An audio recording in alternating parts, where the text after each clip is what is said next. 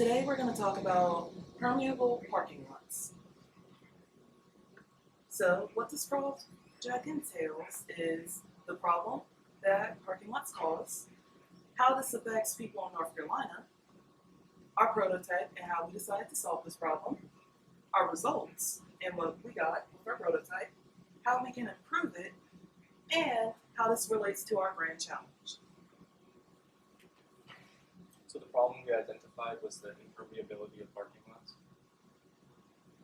So due to the fact that it's impermeable, a massive amount of runoff is produced by these parking lots, which not only prevent the natural replenishment of aquifers, but also leads to the leaching of pollutants into local waterways. So we devised our solution to be that we would make these parking lots permeable so that not only would we be able to replenish these aquifers, but also prevent pollution. Okay, so this is a local issue because North Carolina is actually home to a lot of sprawling urban areas such as Charlotte and Raleigh, who has a lot of parking lots.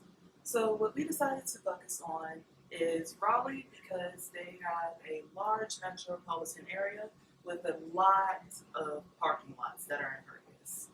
So the current methods that North Carolina has in place are two programs called the NPDES program and the NPDES-4 program, which covers runoff in urban areas. And Alright, so to solve this problem, we created multiple prototypes that aim to maximize the amount of water that was absorbed into the ground. So this is our first prototype, which made use of concrete pavers on top of an aggregate base and the typical soil.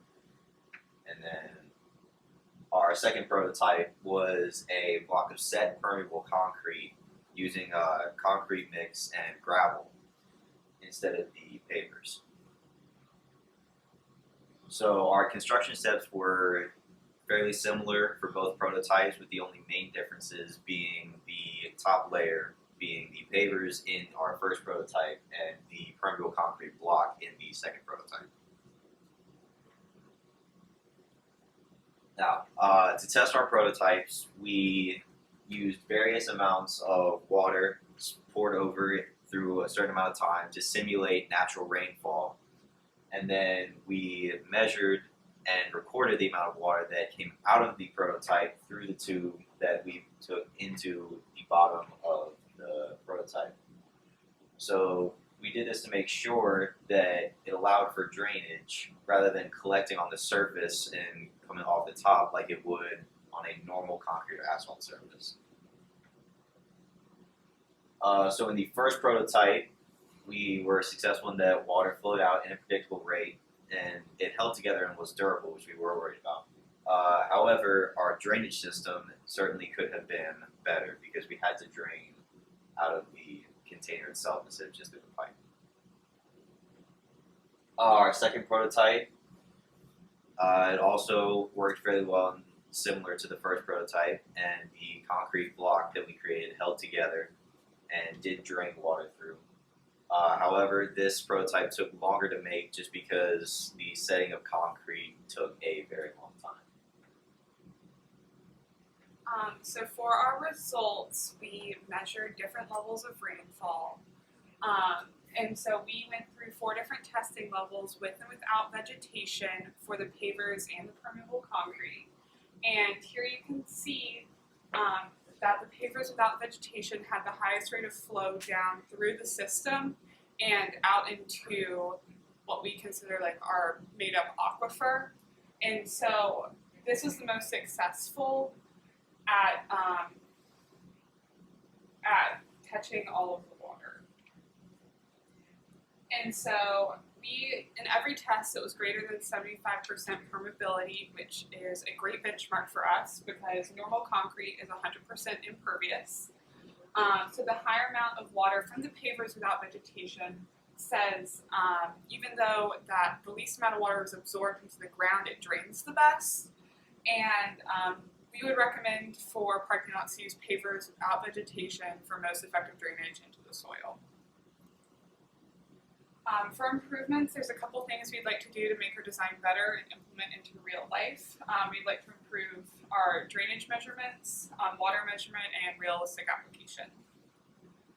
So for drainage, we'd like to change how we design the mechanism to have more accurate capture and more likely drilling holes into the bottom and having a larger capture system. And for water measurement, we would like to have something more accurate to measure it with a finer tuned container to catch.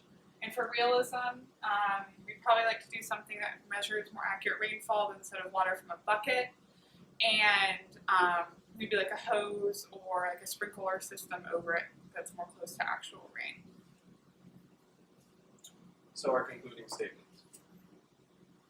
So the feasibility of our prototypes was a very important part for us because if it was too expensive, then it wouldn't be implemented in real life. But we were very happy with the results we got because the concrete per square foot cost between $4 and $8, while our prototypes each had a cost per square foot of about $7.05. And even on a larger scale, this is probably going to be lower.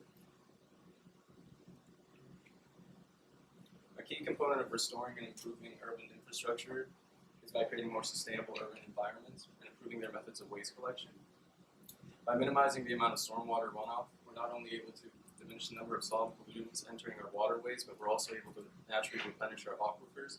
Thus, we protect those who are downstream as well as those locally.